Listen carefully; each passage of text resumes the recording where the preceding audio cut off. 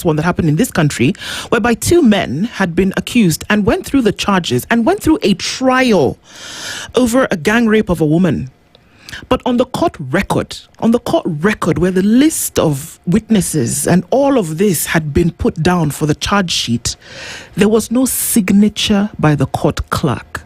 So they went through all the evidence sharing, all the evidentiary responsibility was given, but the judge had to dismiss the case based on the fact that that sheet had not been signed. Yeah. So here we are saying that, and then they was dismissed. Yeah. Leave alone what happened later on, but on that alone, that we are saying something like the divestiture of a public entity is being discussed on no quorum, which is a prerequisite for such things, doesn't happen. So then one is meant to ask, how many things then slip under the door that are not actually on the record? If such a thing in the public glare can happen, and you tell yourself that there's an oversight body, a representative body, a budget-making body, how many things could actually be lurking in the shadows that are actually sending Kenyans to their knees on a regular basis? You know, there are many. I will even tell you that, you know, our Constitution, Article 1, I think 115, gives the president some kind of power when it comes to the law, the power to assent to bills, and so that they become acts of parliament. If he doesn't do anything within 2 weeks, they become law. But if he expresses any reservations, for parliament to be able to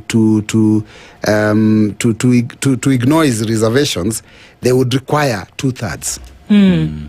So there's some power given to the president. Now, what the presidents have always done, and not just this one, even from the time we started the implementation of this constitution in 2013, the president would not express reservations, but they would give an amendment. They would give a bill with an amendment. You know, amending the bill is a responsibility of parliament. Parliament, yes. The law states that they can return the bill and express their, you know, if they have some reservations, some dissatisfaction, they can say, I'm uncomfortable with this, so that we as a house can address it and decide how would we amend it. But we have always received amendments, and you know what? To overturn the amendment, you require 2/3. So what, in my opinion, that's an illegality by itself, because the president cannot legislate. But they have always legislated. They bring that bill. You can change figures. Like, let's say you can change figures on the finance bill. The president can return them to what he wanted and say and return as them. Yes, as it is. And if you don't raise 2/3, that's it. It becomes law. I mean, so it's a very difficult situation we are in.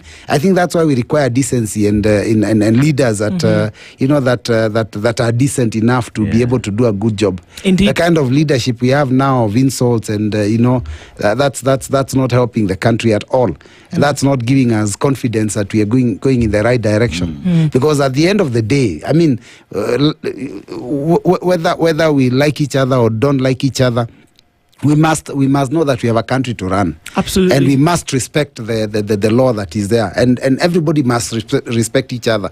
If the insults are coming from none other than the president, how then do we run this country? One of the things that you have said this morning is that you actually need to look at the person who you've elected to represent you and see what it is that they've done. Somebody suggested the other day that you actually should have people stand on business